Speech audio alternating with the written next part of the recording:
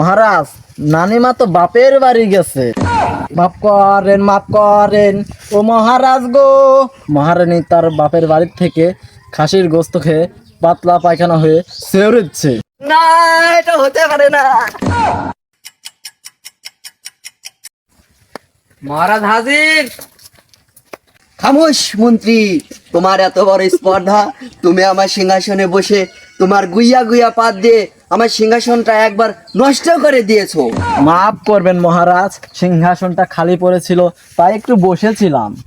খামোশ মন্ত্রী, তুমি গত রমজানে একটা পাত দিয়েছিলে, সেই পাদে আমার রাজপ্রাসাদ গন্ধ করে ফেলেছিলে, আবার তুমি এখানে বসেছো পাদ মারার জন্যে। মহারাজ, এই কোরবানির ঈদে বাজে একটা কাজ করার জন্য আমি ক্ষমা চাচ্ছি মহারাজ। এবারের মতো তোমাকে মাফ করে দিলাম।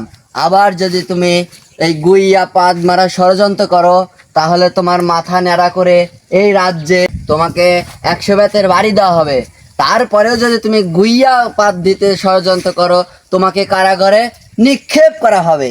মাফ করেন, মাফ করেন ও মহারাজ গো, ও প্রাণের মহারাজ, মাফ করেন আমারে কুইয়া পাদ দিয়া ভুল কইরাছি প্রাণের মহারাজ গো। না না মন্ত্রী, তোমাকে এই কোরবানির ঈদে তোমাকে গরুর মাংসের বিরিয়ানি খাইতে দিয়েছিলাম, তুমি সেই বিরিয়ানি খেয়ে আবার কুইয়া পাদ মেরে দিলে। এবারের মতো মাফ করে দেন মহারাজ। ঠিক আছে, এবারের মতো মাফ করে দিলাম। দেখো তো মন্ত্রী, রানী কোথায়? মহারাজ, নানিমা তো বাপের বাড়ি গেছে। মন্ত্রী, ওটা নানি হবে না, ওটা হবে রানী। আমার রানী বাপের বাড়ি কেন গেল? মহারাজ, আমি যতদূর জানি রানী তার বাপের বাড়ি গেছে। তার বাপ কোরবানি দেওয়ার জন্য 1300 টাকা দিয়ে একটা ছাগল কিনেছে, সেই ছাগলের গোস্ত খাওয়ার জন্য তার বাপের বাড়ি গেছে। না না মন্ত্রী, আমি এটা বিশ্বাস করি না। আমার রানী এত কিপটা, ছাগলের মাংস খাওয়ার জন্য বাপের বাড়ি চলে গেছে? মহারাজ, প্রত্যেক ঈদেই মেয়েরা তার বাপের বাড়ি যায় ঈদ করার জন্য। আমার মনে হয় মহারানী সেই জন্য তার বাপের বাড়ি গেছে। শোনো মন্ত্রী, আজ থেকে আমার রাজ্যের প্রতিটা জায়গায় ঘোষণা করে দাও, আজ থেকে কোনো মেয়ে তার বাপের বাড়ি যেতে পারবে না।